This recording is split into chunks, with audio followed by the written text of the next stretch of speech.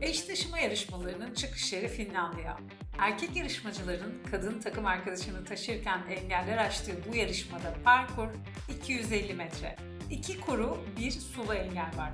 Bu parkur boyunca eşiniz sırtınızda en kısa sürede bitirmeniz gerek. Yarışmanın ödülü eşin ağırlığınca bira. Şu an Amerika'dan Hong Kong'a kadar birçok ülkede yapılsa da ülkelerdeki kurallar Finlandiya standartlarını takip ediyor. Amerika'daki yarışmada ödül bira olabileceği gibi para da olabiliyor. Yarışma 1966'da bir yardım fonu toplama arayışında olan kasaba organizasyonu tarafından başlatılıyor. 6 kişiden oluşan 90 takım var. Katılımcıların kendi yaptıkları yataklarda yatan bir kişiyi en hızlı ve yataklar parçalanmadan taşımaya çalıştığı bu yarışmada parkur yaklaşık 4 kilometre. Parkur süresince 20 metre nehirde yüzmek, Arnavut kaldırımlı yollardan geçmek, çimenli rampalardan yatakları itmek gibi aktiviteler var. En hızlı takım 14 dakikada bitirmiş. Yarışmada takım kıyafetleri ve yataklar her yıl belirlenen tema ile ilgili olarak süslenmek zorunda. Yoksa diskalifiye ediliyorsunuz. Ayrıca organizasyon sırasında hala bağış etkinliği devam ediyor.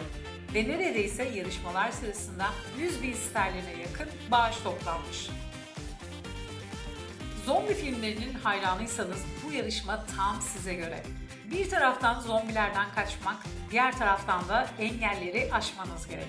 Yarışın başında katılımcılara sağlıklı olduklarını gösteren bayraklar bir kemere takılmış halde veriliyor. Yarış sırasında zombilerden kaçamaz ve bayraklarınızı kaptırırsanız ölmüş oluyorsunuz. Bu da elendiniz demek. Bu yarışmada hem hızlı hem de kurnaz olmalısınız. Tüm engelleri geçemezseniz ödül alamıyorsunuz. Engeller arasında lağım borularından geçmek, dikenli telleri aşmak gibi zorlayıcı etaplar olan toplamda 12 engel var. Parkur yaklaşık 2,5 kilometre.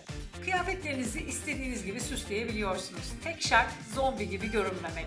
Genelde yağmurlu bir havada veya karanlıkta yapılan yarışmaya neyse ki el feneri getirebiliyorsunuz. Kenara çekilin. Gülle atma ve cirit atmadan sonra yeni bir fırlatma yarışmamız var. Çıkış yeri yine Finlandiya. Yarışmacılar kendilerine verilen telefonları en iyi teknikle ve en uzağa atmak için yarışıyorlar. Ödül ne? Tabii ki yeni bir cep telefonu. Yarışmanın arkasında aslında daha iyi bir düşünce var. Cep telefonlarının geri dönüşümünü teşvik etmek. Bana bunlarla gelin. Birleşik Krallık'ta tarihi 1605'lere kadar dayanan yarışma biraz sıra dışı. Variller katrana batırılıyor ve sonra ateşe veriliyor. Sadece o kasabada doğan kişiler tarafından taşınabiliyor ve şehir merkezinden ve kalabalıklar arasından geçerek varilleri düşürmeden yarış tamamlanmaya çalışılıyor. Öyle ki bazı aileler arasında asırlardır rekabet devam ediyormuş. Seyircilerin yanlarından geçerken yanan varillere dokunması kesinlikle yasak. 2009 yılında bir fıçıya aerosol kutusu atan kişi yüzünden fıçı patlamış ve 12 seyirci yıllık tedavisi görmek zorunda kalmış. Eğer ateşle oynamayı sevmiyor ve dar sokaklardaki kalabalıklardan sıkılıyorsanız burası hiç size göre bir yer değil. Garn, alt çene çıkıntısı içeren bir yüz ifadesine atıfta bulunan İngilizce bir terim. Yüz ifadesini bozmak anlamına da geliyor. Alt dudağı olabildiğince yukarıya çıkarıp üst dudağı kapatmaya çalışmak da diyebiliriz. Garning yarışmaları İngiltere'de yaklaşık 750 yıldır yapılıyor. Yarışmacılar omuzlarına at tasması geçirerek yüzlerini en çirkin ve en korkunç hale getirmeye çalışıyorlar. En çirkin surat bu yarışmanın galibi oluyor. İngiltere'nin en tanınmış garneri olan Peter Jackman, yüz hatlarını daha kolay hareket ettirebilmek için 2000 yılında dişlerini çektirmiş. Yüzücüler flamingo, köpek balığı ve üzüm salkımı gibi kıyafetler giyiyor. Şnorkel ile 55 metrelik bataklık boyunca en iyi yüzme stillerini göstermeye çalışıyorlar. Yarışmanın en önemli özelliği sadece paletleri kullanarak parkuru tamamlamak. El veya kolları kullanmak yasak kardeşim, yasak. En iyi giyinenler için ayrı bir kategori var. Yarışmada elde edilen gelir her yıl başka bir yardım kuruluşuna bağışlanıyor. Lonely Planet yapılması gereken 50 şeyden biri olarak tanınıyor. Siz de bacaklarınıza güveniyorsanız yarışmaya katılabilirsiniz. Yarışma 1971 yılında Bay Tyson adlı bir öğretmenin okul öğrencilerine bezelye fırlatmasıyla başlıyor. Bay Tyson 2003 yılında hayatını kaybetse de yarışma onun onuruna devam ediyor. Yarışmacılar kendi yaptıkları fırlatma aletlerini kullanıyorlar. Tekniğinize ve nefesinize güveniyorsanız bu yarışma tam sizlik. Ödül ise $3000. Resmi sloganı 1986'dan beri çizgiyi geçmek. Kostümlü yüzlerce drag queen'in tarihi 17. sokakta bitiş çizgisini ilk kimin geçeceğini görmek için yarıştığı eğlenceli bir koşu. Olay 1986'da Washington DC'de bir bar ile steakhouse arasındaki sarhoşların yarışmasıyla başlasa da sonraları Cadılar Bayramı'nın en önemli anlarına dönüşmüş. Kalabalıklar her sene artınca Cadılar Bayramı'ndan bir gün öncesine alınmış. Yarıştan önce bir geçit töreni yapılıyor ve yarışma ancak akşam 9'dan sonra yapılabiliyor. Geçit törenini izlemek için insanlar erken saatlerden itibaren sokakta sıraya giriyor. Ben topuklu ayakkabı üzerinde duramam ama bu yarışmayı zevkle izliyorum nedense. Ha düştüm, ha düşecekler diye. Chess Boxing, Fransız bir çizgi romancı olan Enki Bilal tarafından ortaya çıkarılıyor. Ardından Hollandalı bir performans sanatçısı tarafından sahnelendikten sonra bir spor müsabakasına dönüşüyor. Fiziksel ve zihinsel dayanıklılığın inanılmaz bir mücadelesi bu.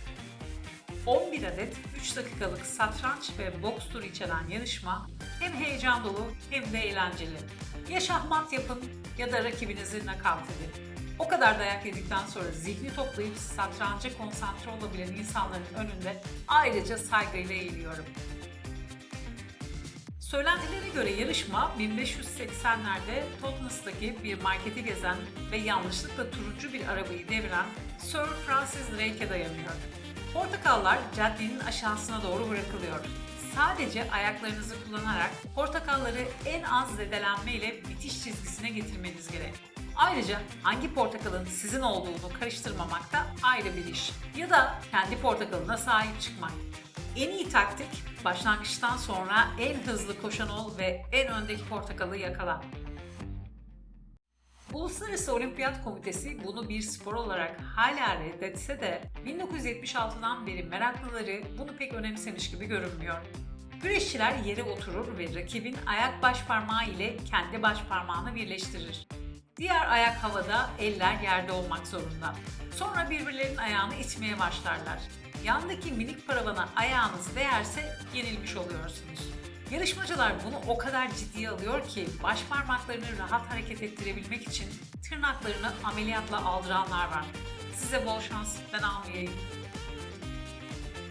South Carolina'nın St. George kasabasında yapılan bu yarışmada yarışmacılar irmik dolu bir çocuk havuzuna girip 10 saniye boyunca yuvarlanarak en fazla irmiği toplamaya çalışıyorlar.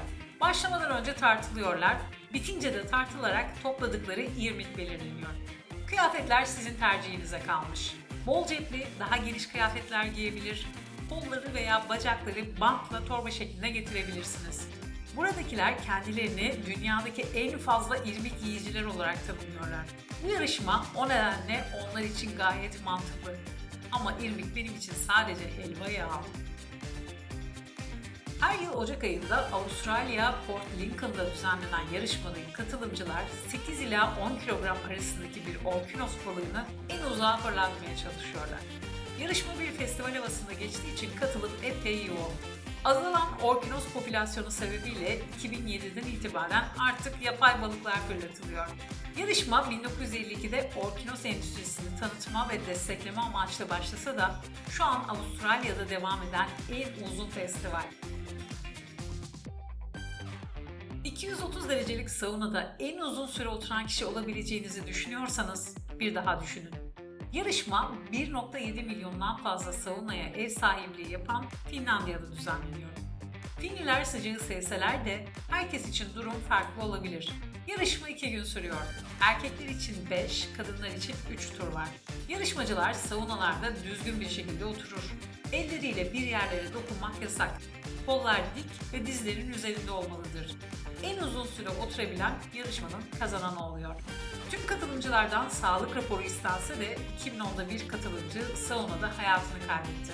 Katılmadan önce bir daha düşünmekte fayda var. Benim en hoşuma giden bir taraftan spor, bir taraftan performans olan bu etkinlik bir yarışma sayılmaz aslında. 1997'de İngiliz Phil Shaw işten eve döndükten sonra ütü yapmaktansa kaya tırmanışına gitmeyi tercih etmiş ve bu şekilde başlamış. Neden hem ütü hem de tırmanış yapılamasın ki? Birkaç yıl sonra etkinliği tanıtmak için bir dünya turuna çıkmış ve şu anda dünyanın dört bir tarafında ütü meraklıları çamaşırlarını derelerde, su altında veya kayak yaparken ütülemeye çalışıyor. Bu resmi bir yarışma olmadığı için herkes istediği zaman en ekstra noktaya ulaşmak için yarışabiliyor. Tek yapmanız gereken ütü masanızı ve ütünüzü alarak en imkansız görülen yere gitmek. Kulağa epey tuhaf gelse de böyle bir yarışma var. Yarışma 30 dakika sürüyor ve her yaştan insan katılabiliyor. Belirlenmiş bölümlerde en fazla solucan toplayan yarışmanın kazananı oluyor. Bunun için bazı teknikler kullanmamız gerek. Toprağı titretmek için dirgen gibi aletler kullanabiliyor veya titreşim yaymak için davul çalıp zıplayabiliyorsunuz. Yaratıcılık size kalmış. Ne kullanırsanız kullanın ama en fazla solucanı topraktan çıkarmayı başarın. 1980'den beri yapılan yarışma artık bir spor haline gelmiş bazı bölgelerde. Şu anki dünya rekoru 2009'da 567 solucan toplamayı başaran 10 yaşındaki bir kız çocuğuna ait. Geçebilirim diyorsanız hodri meydan. Bir sonraki videoda görüşmek üzere.